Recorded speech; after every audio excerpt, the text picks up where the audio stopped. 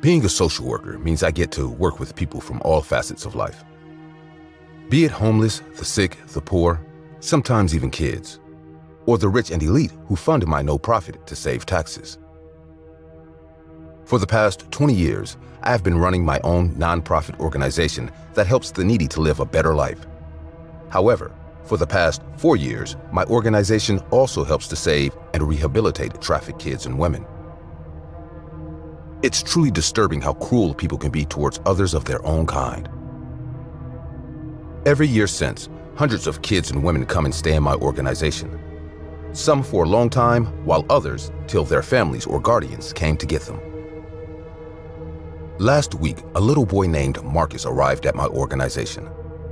As a protocol, each person who arrives at my NGO for any kind of help is required to fill out some documentation and go through a medical examination to determine if they are healthy. As many of the kids are still very young, like Marcus, our staff fill these forms on their behalf. When Marcus arrived along with a couple of other kids, I knew that the children were saved by the cops from a trafficking ring. They had been kidnapped from their homes, school, playgrounds, grocery stores, etc., and were trafficked. It's sad, but the stats say that every year, more and more women and kids are sold into the flesh trade worldwide. And helping these kids and women to get back on their feet and return to their life is what we do at my NGO. Marcus was one of them, and although all the kids were pretty scared and shaken from the trauma they experienced, Marcus seems weirdly immune to it all. When it was his turn to answer my questions to fill out the form, I got to learn a lot about this kid. "Hey, buddy, you're next. Would you mind coming in with me?" I went to the lobby outside of my office and called Marcus inside for his documentation. Without even looking at me, he followed me inside. He sure wasn't older than 5, so I had to help him sit on the chair. "Is your name Marcus?" I asked. Without lifting his head, he just nodded his reply. "How old are you, Marcus?" I asked again, even though deep down I knew he would be around 7 or 8. "5, he said. I was a little shocked because he was too little to be 5. "What is your surname, buddy?" This time he looked at me and I saw a sad, haunting expression on his face. "Marcus Miller," he said. From the way he spoke, it seemed that he was 7, even though his size said otherwise. "Hey, Marcus, would you mind telling me more about your parents and family?" I always try a friendly approach and ask kids about their families in a very casual manner. Most of the kids who had happy families before being trafficked started talking about them. But Marcus just stared at me with his big, hazed eyes.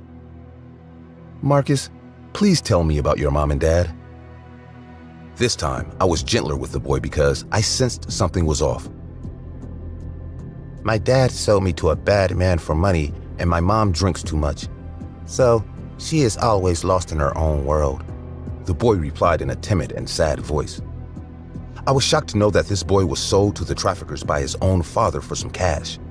But before I could reply or react, Marcus continued. "My dad took me out of school when I was in the 1st grade because we couldn't afford it. My mom is a stay-at-home mom and is drunk all the time. My dad does some work occasionally because we don't have much money." I felt like my heart was ripped out of my chest after listening to his words. "Where do your parents live, Marcus?" Something snapped inside him, and his dull and sad demeanor changed to panic in an instant. "Please, please don't look for them. Please, please, I don't want to go back home." That was a shocking thing to hear again, because all of these rescued kids always wanted to go back to their mommy and daddy. "Do you not want to go back home?" "No." He frantically shook his head. "Did something happen? You can tell me. It's safe here." "My dad hit me and so did my mom. They never loved me. They always fought about money and cursed at me. They do not want me or love me. Can I stay here, please?" It was a tough call to make, but I decided not to look for his parents and let him stay here. The good part, he wasn't physically harmed and was a healthy kid. A little small for his age, but I was sure he would grow with some love and care. But I still decided to keep an eye on him to make sure he was okay and didn't show any signs of any kind of trauma.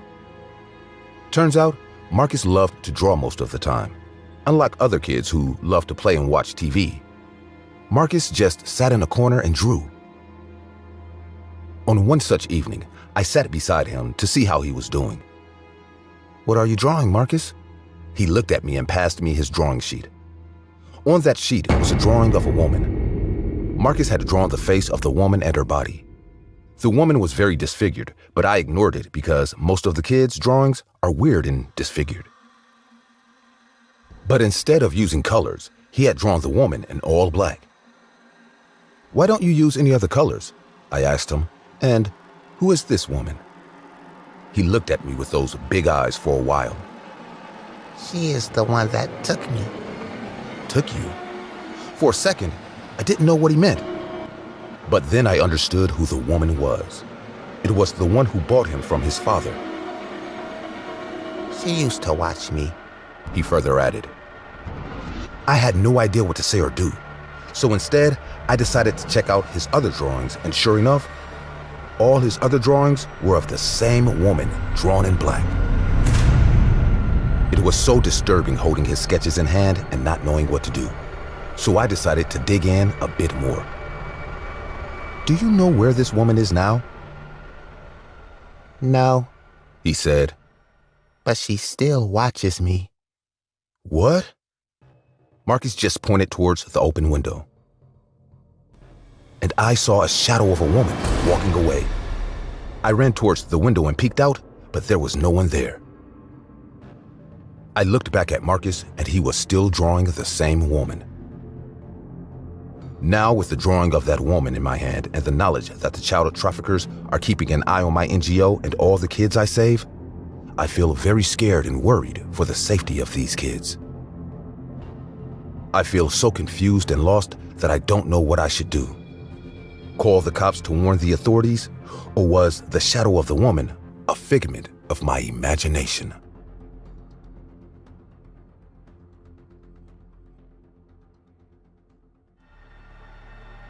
The next story is a dramatization of a true story that almost ruined the life of Ada, a victim of domestic abuse. In this video, a neighbor managed to capture a moment of Ada's fight with her partner. What no one could have anticipated at the time was that this was only the prelude to something much worse. I don't know how many of you have a child, but those of you who do know that you would give everything for them. But what can you do when you can't help but lose them? How do you live if you know that, intentional or not, it's your fault that something so terrible happened?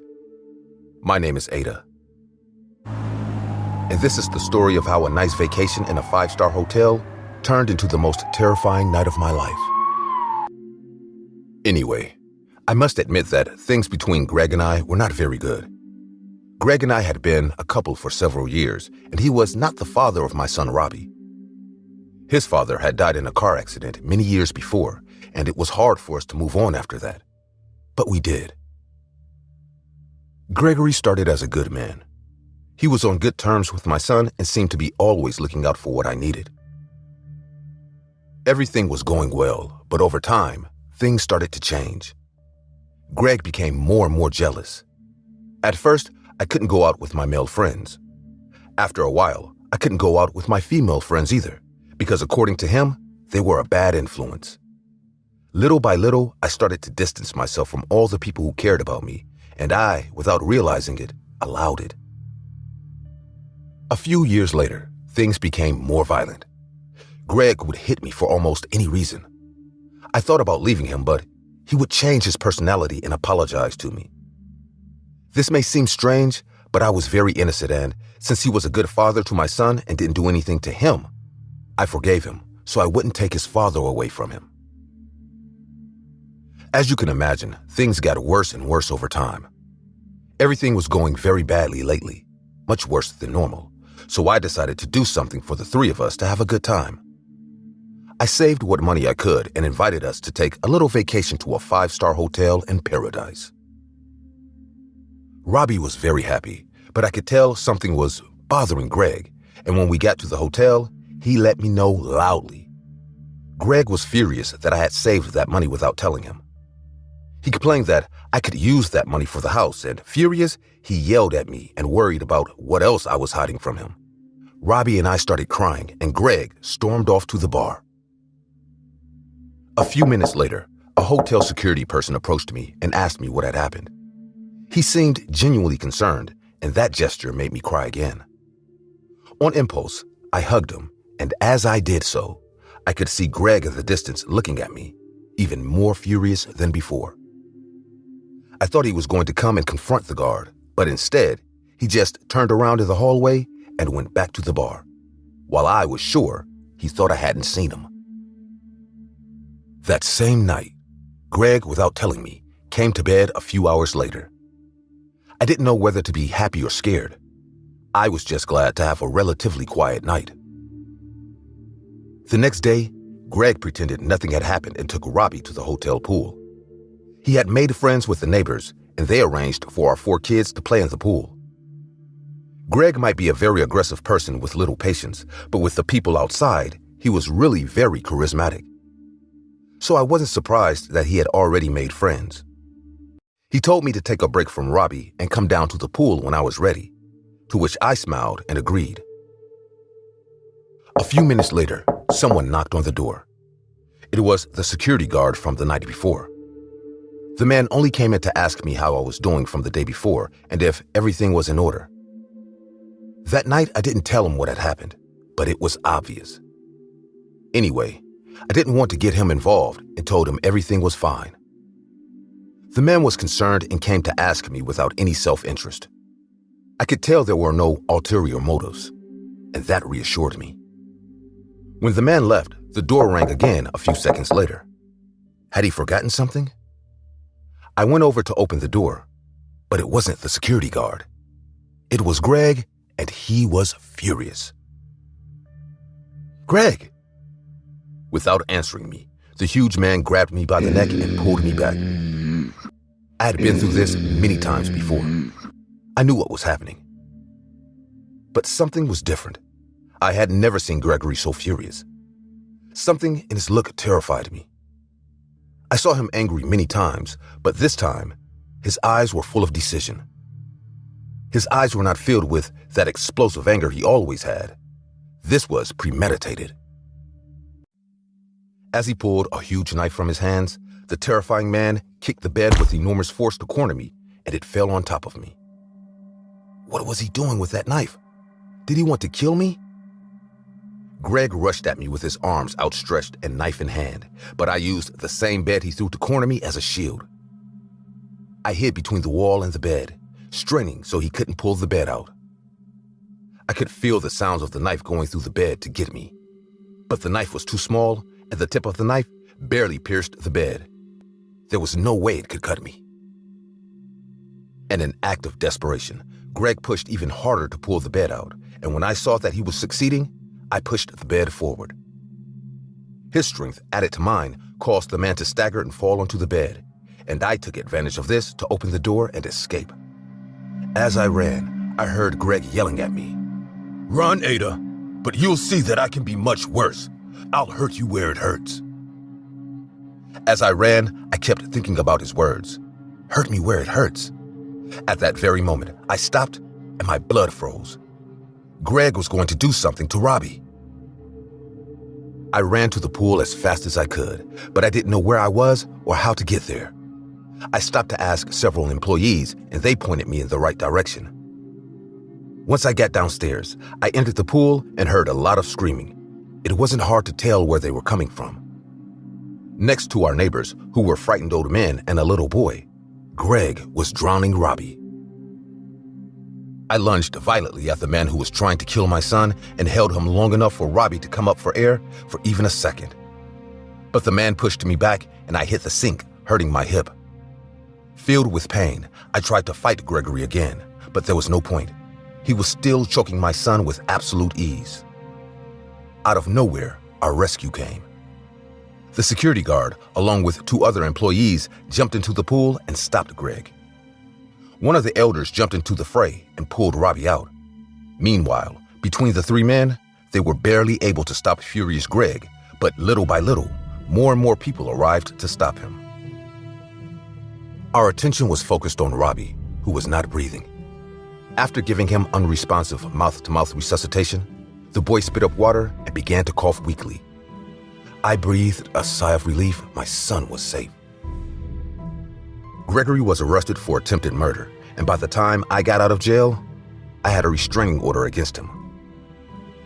My son and I grew up and matured over time. I will never again put my son at risk by exposing him to someone like this. I know Greg will someday get out of prison and may not respect the restraining order. But when that happens, I will be prepared to confront him.